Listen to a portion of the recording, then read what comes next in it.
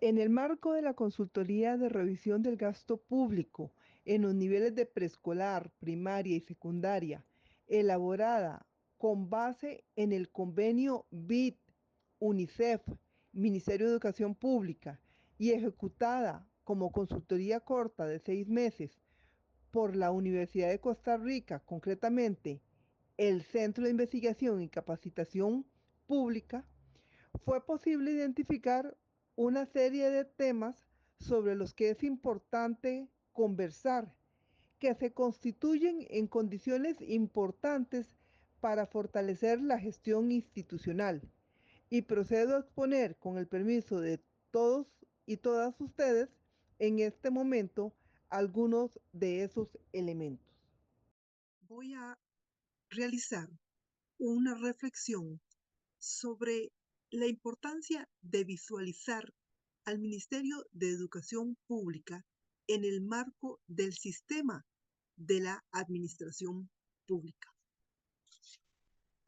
Entendemos que el Ministerio de Educación Pública es una entidad importante en el desarrollo económico y social de Costa Rica. Es una entidad que administra 2.5 billones de colones, que tiene una plataforma de desconcentración territorial con 27 oficinas regionales y que se enmarca dentro del conjunto de instituciones que en nombre del Estado realizan y ejecutan la función propia del Estado. Y en este caso, la función relevante de la definición de la política educativa en Costa Rica. Si nosotros comprendemos la relevancia de la institución, la complejidad que la institución tiene en el marco del sistema en el que se desenvuelve, donde es parte de un sistema complejo, tenemos que decir que cuando nosotros visualizamos al MEP en el sistema, tenemos que partir de un Estado que divide los poderes o separa los poderes, como dice parte de la doctrina, en poder legislativo, ejecutivo y judicial, entendiendo que el MEP es parte del poder ejecutivo, es decir, es parte del poder que administra los fondos públicos, y reconociendo también que hay otros poderes que afectan y son afectados, como el poder legislativo, que por excelencia realiza legislación, por excelencia decimos, porque hay otras funciones que no son típicamente legislativas, que desarrolla el poder legislativo, como son la función de control político, como son la función administrativa. Y en este marco, esa función de control político que desarrolla el poder legislativo es ejercida sobre el mismo Ministerio de Educación Pública, en el tanto que es quien es el Poder Legislativo, quien aprueba el presupuesto nacional, el presupuesto ordinario y extraordinario de la República, en el que participa el Ministerio de Educación Pública. Y el otro poder, el Poder Judicial, que es un poder jurisdiccional por excelencia. En ese marco de poderes tenemos entidades de control externo y superior, como son la Contraloría General de la República, auxiliar de la Hacienda Pública en el marco del artículo 183 y 184 de la Constitución Política, auxiliar en la fiscalización de la Hacienda Pública del Poder Legislativo, que ejerce su fiscalización también sobre las entidades que administran por cualquier título fondo público. En consecuencia, es una entidad fiscalizadora que también fiscaliza al Ministerio de Educación Pública como entidad administradora de fondo público. Cuando nosotros analizamos este sistema, tenemos que decir que el sistema de la administración pública, como todo sistema, tiene unas entradas, tiene un proceso y tiene unas salidas y una realimentación.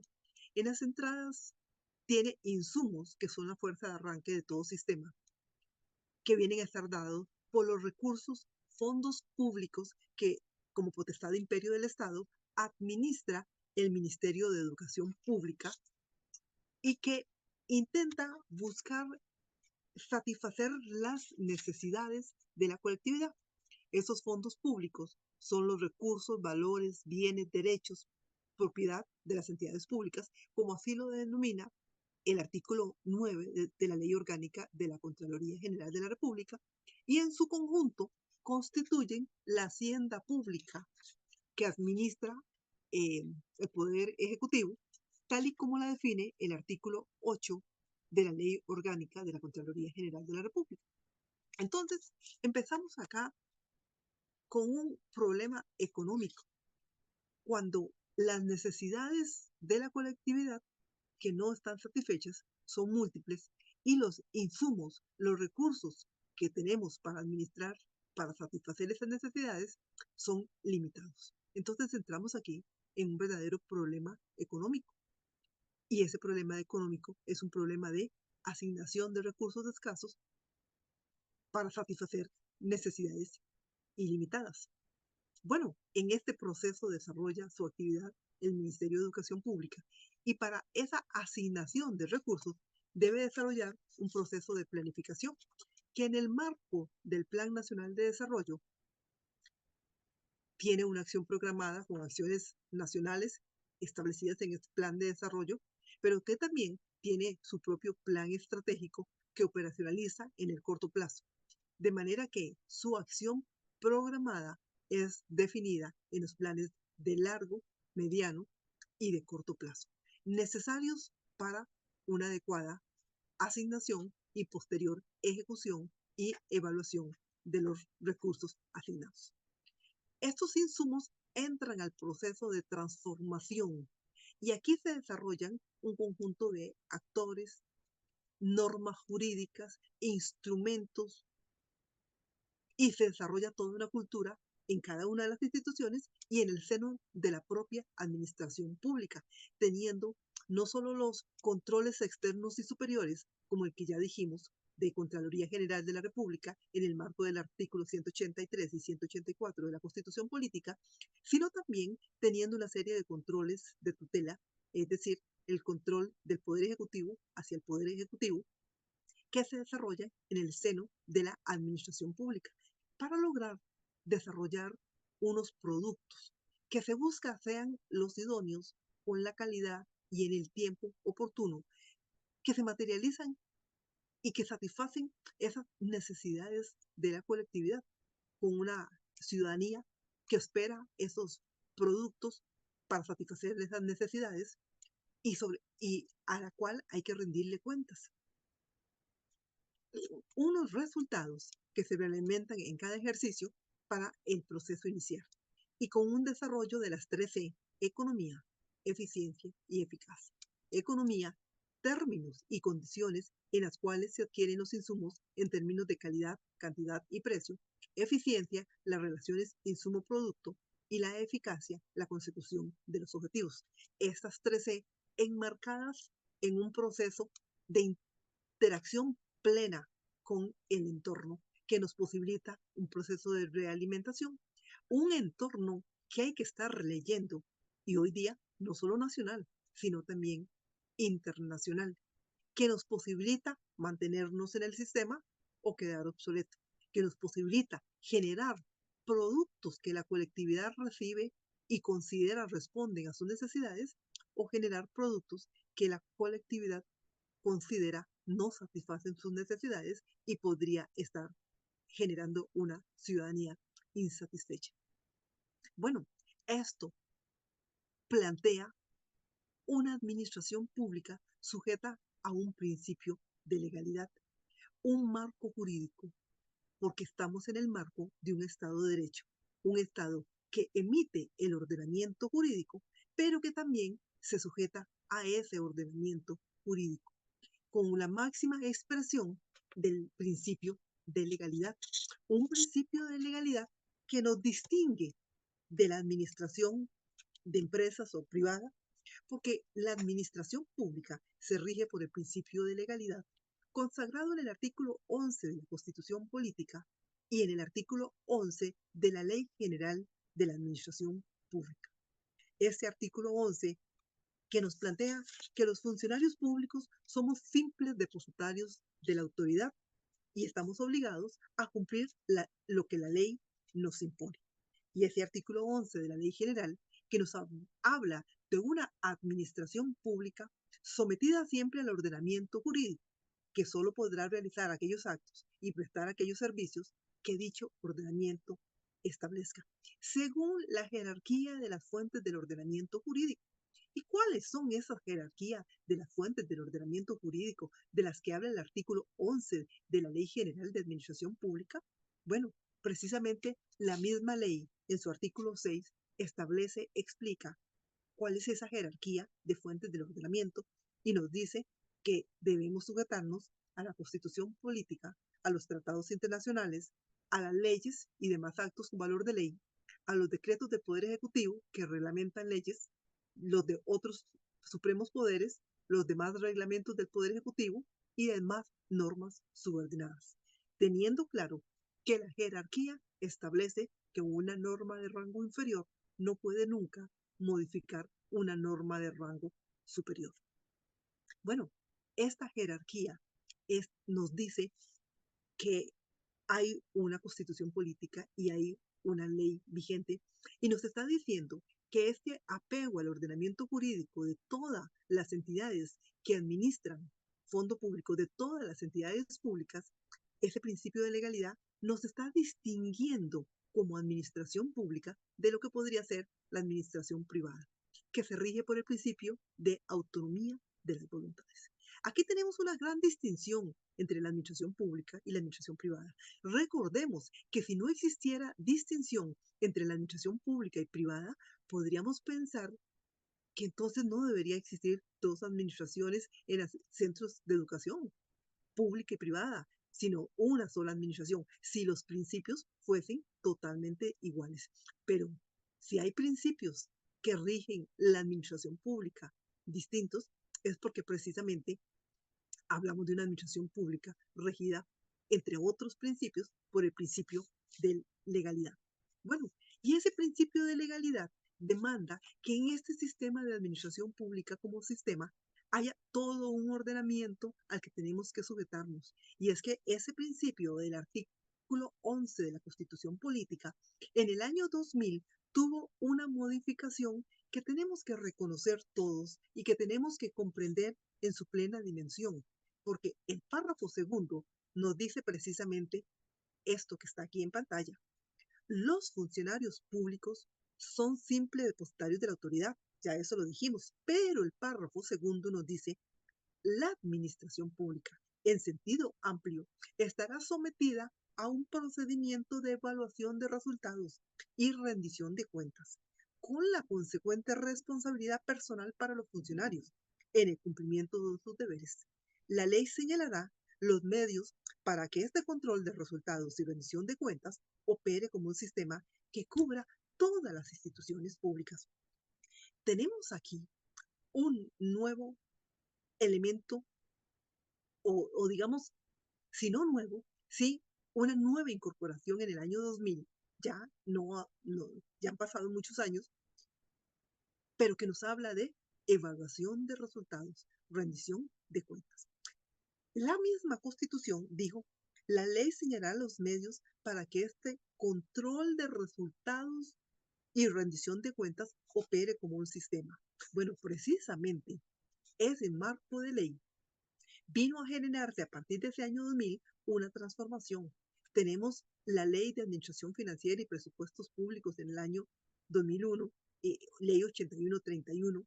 Tenemos la Ley General de Control Interno en el 2002, la 8292. Tenemos la Ley contra la Corrupción y el Enriquecimiento Ilícito. Tenemos recientemente la actualización de la Ley General de Contratación Pública, la ley número 9986. Indudablemente, todo este marco jurídico establece retos importantes que tenemos que abordar en las instituciones públicas. No tenemos eh, que dejar de analizar todas las transformaciones que, por ejemplo, muy recientemente nos está trayendo ya la transformación que se dio en esta muy reciente Ley General de Contratación Pública, la 9986, con una serie de principios que si bien estaban ya regulados en la jurisprudencia constitucional, no así en la ley de contratación anterior, y procedimientos que se transforman, mecanismos que se modifican y tenemos la importancia de la creación que no teníamos antes de una rectoría en materia de contratación pública, la creación de la Autoridad de Contratación Pública, conformada por el Ministerio de Hacienda, el Ministerio de Planificación, sus ministros de jerarcas que lo representan, el ministro de Ciencia y Tecnología, y que podrá delegarse en los viceministros de la participación. Una autoridad de contratación que funge como rectora en materia de contratación para toda la administración pública y que establece, qué importante, la aprobación de un plan nacional de compras públicas, un plan nacional. Cuando hablamos de un plan nacional, tenemos que decir que esta ley de contratación nos obliga aún más a lo que ya teníamos, que era el requerimiento de hacer adecuados planes de largo, mediano y corto plazo. Hoy día con más exigencia porque tenemos que conformar un plan nacional de compras públicas. Y ese plan no es producto del rector en forma unipersonal.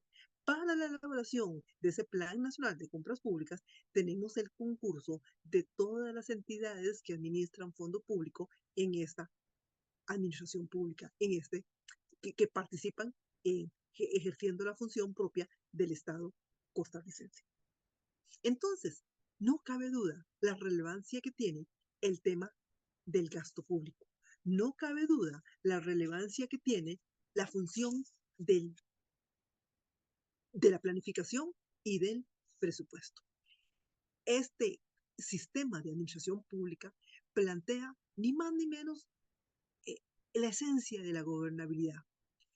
¿Cuál es la capacidad que tenemos en el Estado de transformar estas necesidades de la colectividad en productos que satisfacen esas necesidades? ¿Cuál es la capacidad de este proceso transformador de trasladar esta necesidad, de convertir esta necesidad en un producto que satisface esas necesidades? Eso, ni más ni menos, es la gobernabilidad. ¿Qué tan gobernables somos? Bueno, esto es importante reconocerlo porque tenemos que saber que el Ministerio de Educación Pública tiene que desarrollar procesos importantes en materia de control interno, en materia de planificación, presupuesto, en materia de cultura, en materia de elementos de control, en materia de contratación administrativa a lo interno. Pero también tenemos que reconocer que el sistema de administración pública precisa que los actores rectores del sistema de planificación, presupuesto y mismo de control desarrollen elementos importantes que nos guíen el proceso, que se desarrollen lineamientos, normativa, coordinación entre las instancias responsables a nivel nacional de los sistemas de planificación, presupuesto y control, que esos insumos van a ser insumos fundamentales que requerimos también nosotros, las entidades gestoras, que requiere también el Ministerio de Educación Pública, porque tenemos una tarea muy relevante que está esperando el costarricense de nosotros en esa formulación y ejecución de política educativa. Y precisamente esa relevancia que tiene el Ministerio de Educación Pública ha quedado plasmada en la misión y visión que se ha definido por parte del Ministerio, al quedar delineado como ente rector que garantiza a los habitantes del país el derecho fundamental a una educación de calidad, con acceso equitativo e inclusivo, con aprendizajes pertinentes y relevantes para la formación plena e integral de las personas y la convivencia. Estamos planteando que la función relevante que tiene a cargo el Ministerio de Educación Pública es un derecho fundamental. ¿Qué responsabilidad más importante tenemos en el Ministerio de Educación. Y esta visión está quedando plasmada. ¿Cómo queremos que nos vean? ¿Cómo queremos ser? ¿Cuál es la visión que como institución tenemos? Bueno, que se nos reconozca, que se nos reconozca a nivel nacional, pero también a nivel internacional, como ese rector del sistema educativo costarricense, mediante el mejoramiento continuo de la gestión. ¿De cuál gestión? De nosotros, la del Ministerio de Educación, la gestión que realizamos, pero la gestión que realiza el ministerio como un todo. Es el ministerio a nivel central, pero es el ministerio a nivel desconcentrado. Recordemos que hemos dicho que esta institución tiene una desconcentración territorial con 27 oficinas regionales que son parte del sistema y que son la gestión institucional en forma integral. Esa gestión que tenemos que prestar con estándares modernos de eficacia, eficiencia, transparencia y orientados a la construcción de una sociedad inclusiva e integral. ¿Qué reto más importante tenemos y qué actividades tenemos que transformar en nuestra institución para desarrollar aquellas oportunidades de mejora que aún tenemos? Y es que queda evidente que cuando nosotros hablamos de los procesos de planificación, nosotros tenemos que hablar de una articulación de ese Plan Nacional de Desarrollo y ese plan operativo institucional y ese presupuesto. Esa es una articulación que claramente la define el artículo 4 de la Ley 8131, la Ley de Administración Financiera y Presupuestos Públicos, que nos está diciendo claramente que todo presupuesto público debe responder a los planes operativos institucionales de mediano y largo plazo. Entonces, ¿qué tenemos? Tenemos un Plan Nacional de Desarrollo con acciones importantes del Ministerio de Educación en un mediano plazo, que es el periodo usualmente de gobierno. Tenemos un plan estratégico a nivel del Ministerio de Educación y tenemos que ese plan estratégico que define los resultados que queremos alcanzar en cada ejercicio tenga que ser operacionalizado en el corto plazo en planes operativos y en sus contenidos presupuestarios en el presupuesto. De manera que todo presupuesto tenga su articulación con los planes de largo, mediano plazo. Esta articulación tiene que estar en armonía también con los principios presupuestarios generalmente aceptados. ¿Cuáles principios presupuestarios? Bueno, ya nuestra constitución política establece algunos principios presupuestarios, como son el de universalidad, el de equilibrio y el de anualidad. Pero también nuestra ley de administración financiera y presupuestos públicos establece en el artículo 5 principios presupuestarios, todos muy relevantes, pero mencionemos algunos. Tenemos el principio de universalidad, que dice que el presupuesto debe contener en forma explícita los ingresos, todos los ingresos y todos los gastos originados de la actividad financiera y que deben incluirse en su monto íntegro. Tenemos el principio tan relevante de programación, que dice que los presupuestos deben expresar en forma clara los objetivos, es decir, qué queremos alcanzar y las metas, la cuantificación del objetivo en términos de cuánto o de cuándo. Las metas siempre, siempre, siempre tienen que estar definidas en forma cuantificada. Y tenemos muchos otros principios, como el de especialidad cualitativa y cuantitativa, que recoge el artículo 180 constitucional, que nos dice que el presupuesto es el límite de acción de los poderes públicos para uso y disposición de los recursos. Vean ustedes qué relevancia presupuesto como límite de acción. ¿Qué quiere decir, compañeros y compañeras?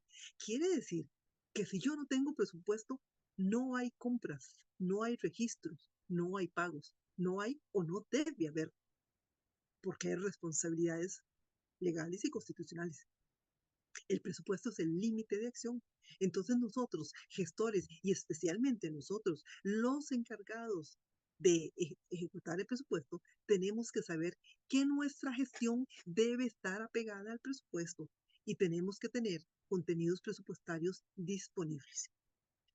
No me quedo más en la definición de los principios presupuestarios y en la técnica de presupuesto, porque hay mucho que decir, especialmente ahora que estamos hablando de la importancia de la gestión para resultados, que lleva implícito elementos fundamentales del presupuesto por resultados. Pero porque posiblemente podríamos en un curso de presupuesto ahondar en más detalles. Pero, ¿por qué lo menciono? Porque queremos hacer una reflexión de la importancia que tiene de revisar nosotros, los titulares y los colaboradores, cuáles son las prácticas que estamos teniendo en los procesos de planificación presupuesto. ¿Estamos nosotros siguiendo la normativa que regula los procesos de planificación presupuesto que se constituyen en los elementos de control fundamentales o no? ¿Tenemos oportunidades de mejora? ¿Qué acciones tenemos que ejecutar para que nuestros procesos cada vez se apeguen a los elementos fundamentales que rigen la técnica en materia de planificación presupuesto, que son fundamentales en la gestión? Y es que aquí entramos en elementos vitales del sistema de plan presupuesto, porque estamos hablando y está la técnica diciendo que tenemos que abordar procesos de gestión por resultados. ¿Y qué es la gestión por resultados? No es ni más ni menos que un modelo de administración de los recursos públicos que está centrado en el cumplimiento de las acciones estratégicas y en la determinación de los recursos que se asignan. Y que este modelo de administrar recursos, del que ahora hay regulaciones de los entes rectores que tenemos que orientarnos hacia este modelo de gestión por resultados, este modelo tiene 5 fases. Tiene una fase de planificación por resultados. ¿Qué quiere decir esto, compañeros y compañeras? Quiere decir que tenemos que revisar nuestros procesos de planificación porque tenemos que orientar esos procesos hacia los resultados. Pero tiene otras fases. La fase de presupuestación por resultados, la fase de gestión financiera, porque el plan presupuesto están enmarcados en una gestión financiera, la gestión de programas y proyectos y el monitoreo y la evaluación. Esto nos permite comprender que la gestión por resultados tiene al presupuesto por resultados. Y entonces el presupuesto es parte de un modelo mayor con un rol muy relevante y tenemos que revisar las prácticas. Tenemos oportunidades de mejora, indudablemente, en cada uno de estos procesos. Tenemos que reconocer que eso es así y tenemos que empezar hoy a desarrollar acciones para que paulatinamente la institución empiece a orientarse en el marco de los cambios que requerimos realizar a nivel de la organización. Aún no tenemos la gestión por resultados en el MEP, pero se están haciendo esfuerzos para establecer las condiciones básicas. Es fundamental en este proceso que contemos con recurso humano, con capital humano capacitado a nivel central y regional en materia de gestión por resultados en cada uno de los elementos y sistemas que integra esa gestión por resultados. Requerimos fortalecimiento de las debilidades que tenemos en infraestructura tecnológica, porque también la aplicación del modelo de presupuesto por resultados nos demanda contar con las tecnologías de información necesarias. Tenemos que hacer ajustes en los sistemas de compras públicas, porque la nueva ley de contratación pública que acabamos de mencionar, la 9986, nos está orientando a que el país va a abordar la elaboración de un plan nacional de compras públicas. Y parte de ese plan nacional de compras públicas, ahí hay un componente que indudablemente tiene el Ministerio de Educación Pública. Por tanto, hay que fortalecer ese sistema. Tenemos que fortalecer el sistema de indicadores que permitan visualizar y evaluar eficacia y eficiencia de los servicios que presta el Ministerio de Educación en la asignación de los recursos a los programas según lo establece el modelo de presupuestación por resultados. Indudablemente, tenemos que revisar nuestro sistema de indicadores. Tenemos que revisar nuestro sistema de control interno en el marco de la Ley 8292, establecer adecuados sistemas de valoración de riesgos y desarrollar cada uno de los componentes funcionales del sistema de control interno. Y esto pasa por ambiente de control, valoración de riesgos, actividades de control en el marco de políticas, normas y procedimientos, sistemas de información y sistemas de seguimiento. ¿Y esto por qué, compañeras y compañeros? Porque el proceso presupuestario tiene una infraestructura jurídica que ya hemos conversado en el marco partiendo del principio de legalidad, pero también administrativa, porque el sistema de plan presupuesto en términos generales es un sistema bondadoso, pero no milagroso. Debe estar acompañado de otros sistemas administrativos que le den soporte al sistema para que este sistema pueda funcionar. En esa medida, cuando nosotros partimos de políticas, objetivos y elementos de planificación, tenemos que decir que estos elementos de largo plazo vienen a entrar al sistema, formulamos un plan presupuesto, aprobamos un plan presupuesto, ejecutamos un plan presupuesto y controlamos y evaluamos un plan presupuesto que tiene que darnos los resultados esperados.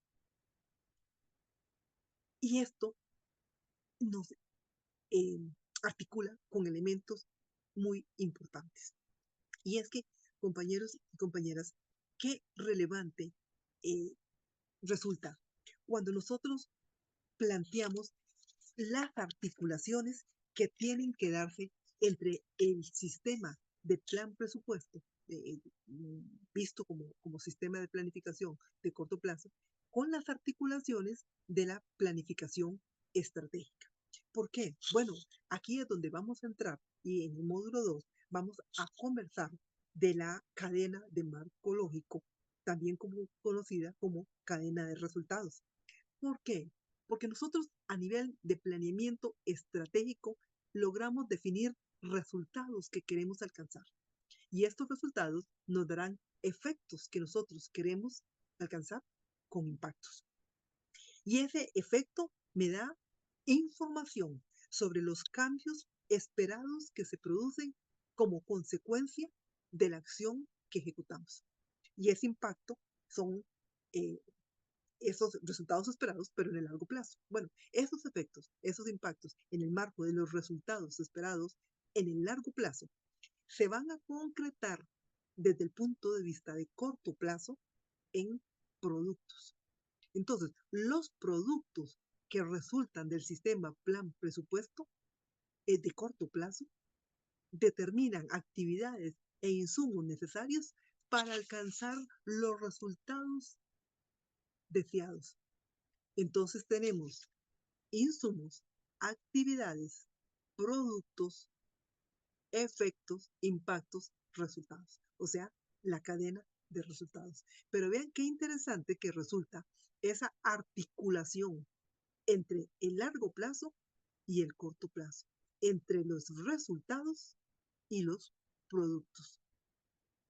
Bueno, esto vamos a desarrollarlo más cuando veamos en detalle en el segunda parte del video.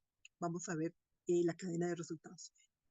Esta articulación es fundamental.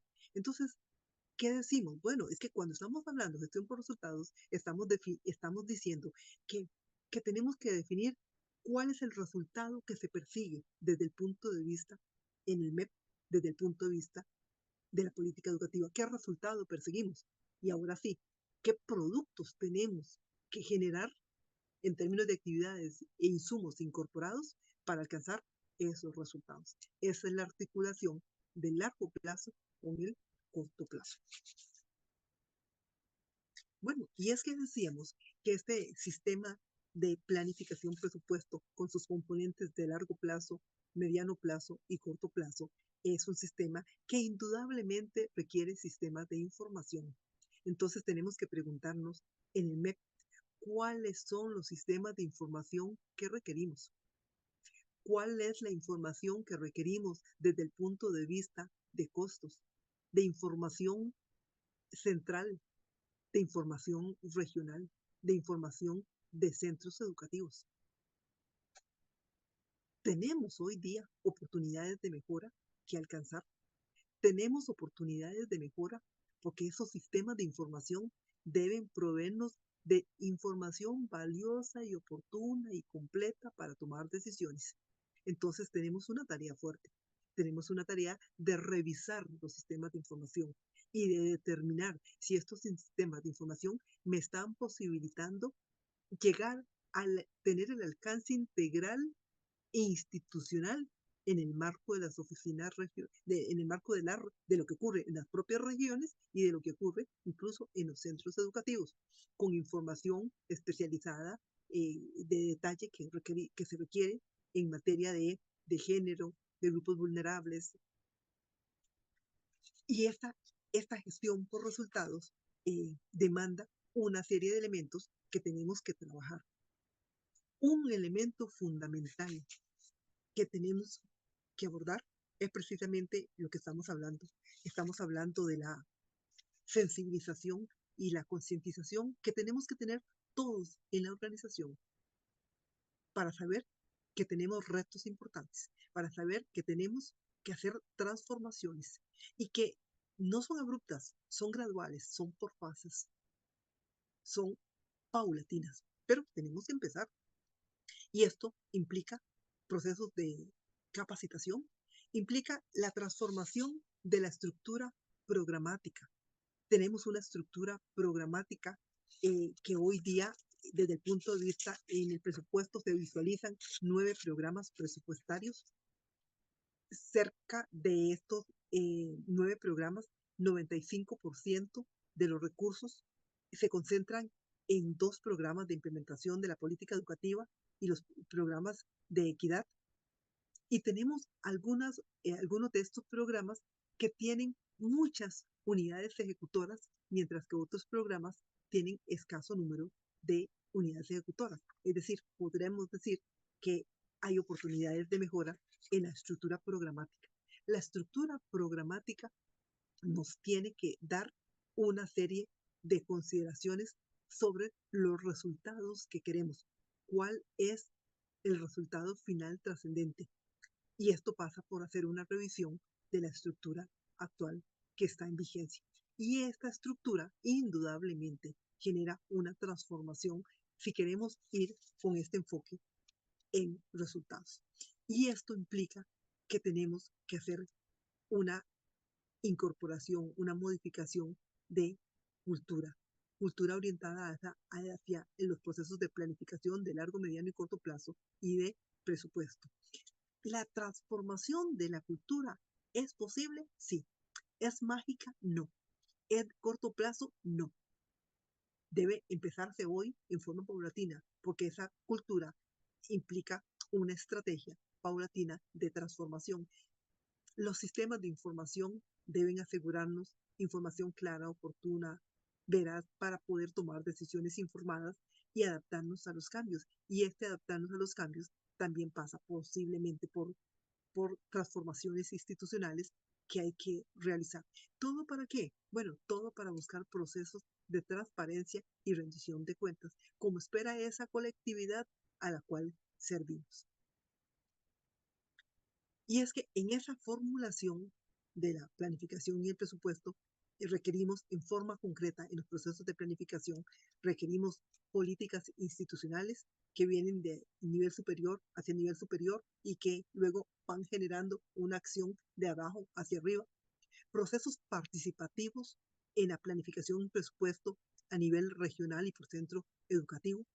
Hoy día tenemos oficinas regionales, eh, pero realmente tenemos que preguntarnos, ¿existe hoy día una total un total involucramiento de esas direcciones regionales en los procesos de planificación, presupuesto, en todos sus momentos de formulación, de discusión, de ejecución y de evaluación integralmente, de manera que los recursos sean asignados acorde con las necesidades de las regiones, acorde con la información que nos suministran las regiones de las necesidades de infraestructura, de matrícula, de condiciones, de pobreza, de de una serie de factores que tenemos que medir para que la asignación de recursos sea acorde con las verdaderas necesidades de las regiones y centros educativos. Ese proceso de formulación de la planificación y el presupuesto pasa por el establecimiento y fortalecimiento, porque ya tenemos en la institución manuales, cronogramas y procesos, pasa por una proyección de ingresos y gastos con la definición clara de objetivos y metas articulados, una vinculación plan-presupuesto, pasa por sistemas de información con indicadores y pasa por una gestión de valoración de riesgos que nos recuerda la ley 8292, una gestión de riesgos que en el marco de las normas eh, internacionales y nacionales hoy día queda más que evidente que dada la transformación nacional e internacional, la velocidad de los cambios, tenemos que valorar riesgos en el mediano plazo, valorar riesgos en el corto plazo. Y cuando valoramos riesgos, estamos diciendo incorporar la gestión de riesgos en la organización. Valorar riesgos es una nueva forma de planificar. Cuando yo hago plan estratégico, cuando yo hago plan operativo, cuando yo hago proyectos, tendría en cada caso que preguntarme qué podría ocurrir que me afecte el cumplimiento de los objetivos. Yo debo estar en capacidad de identificar los riesgos, analizarlos, evaluarlos y administrarlos. Esta valoración de riesgos debe estar vinculada en los procesos indudablemente de formulación de todos los planes y los presupuestos. Y ser una valoración de riesgos que realicen los gestores, que administren los gestores. Y tener un plan de mitigación de riesgos que cada vez sean muchos más los riesgos administrados y que haya una cultura de todos los gestores de administrar los riesgos.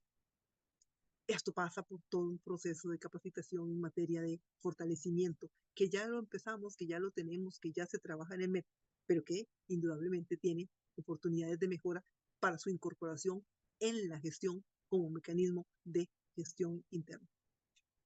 Y esa formulación de los planes y presupuestos también requiere una discusión. Si participamos a las direcciones regionales en la formulación, también tenemos que aprobarlos, participarlos en la discusión, porque precisamente en la discusión es cuando articulamos, como cuando compatibilizamos los objetivos, las metas y los contenidos presupuestarios. Cuando tomamos las decisiones porque los recursos son escasos y las necesidades limitadas. Y teniendo presente que hoy día, señores, el panorama nacional en materia fiscal se pone más complejo. Tenemos una regla fiscal. Esta regla fiscal en el marco de la ley 9635 trajo consigo la creación de un mecanismo de disciplina fiscal que, que nos contiene el gasto público y gasto público en todas las áreas funcionales nacionales. Por eso, compañeros y compañeras, todos los funcionarios, especialmente aquellos que tienen puestos de titular, como llama la ley de control a las jefaturas, tienen que ser conscientes que la no ejecución presupuestaria genera una problemática seria en materia de recursos para la institución. Tenemos que saber que los recursos asignados debemos ser muy responsables con la ejecución, de manera que logremos los más altos niveles de ejecución que no nos pongan, que no nos generen problemas en materia de recursos presupuestarios con las instancias externas, por lo que tenemos que ser muy responsables en la ejecución de los recursos otorgados. Y esta ejecución, como parte del proceso de planificación, comprende todo ese conjunto de normas para llevar a los centros de gestión productiva los recursos, los contenidos presupuestarios necesarios para cumplir los objetivos y las metas. Entonces, ejecutar el presupuesto es darle seguimiento al presupuesto articulado con los planes. Ejecutar el presupuesto es no esperarse a fin del ejercicio anual para decir que yo no ejecuté. Es darle seguimiento para establecer reprogramaciones que admite la técnica, pero en forma oportuna. Y esto es no responsabilidad exclusiva de las unidades financieras, ejecutoras centrales del MEP, sino es responsabilidad de los gestores titulares y sus colaboradores responsables de la gestión institucional. Y también, ¿por qué? Bueno, porque tenemos que estar claro que ya el artículo 55 y 56 de la ley 8131 establece muy claramente en esa rendición de cuentas la obligación de remitir informes periódicos y finales de gestión de resultados y rendición de cuentas al Ministerio de Hacienda, a la Contraloría y a Mideplan para que ellas evalúen y garanticen si se cumplieron o no los objetivos y para hacer informes que van dirigidos a la Comisión Especial de la Asamblea Legislativa en su proceso de control. Bueno, es aquí donde nosotros tenemos que saber que tenemos oportunidades de mejora, que las oportunidades de mejora tienen que darnos un reconocimiento que hay que cambiar, que tenemos que transformar procesos, que tenemos que mejorar, que todos somos parte del sistema y que todos tenemos contribuciones importantes que aportarle al sistema de gestión de los recursos a nivel del Ministerio de Educación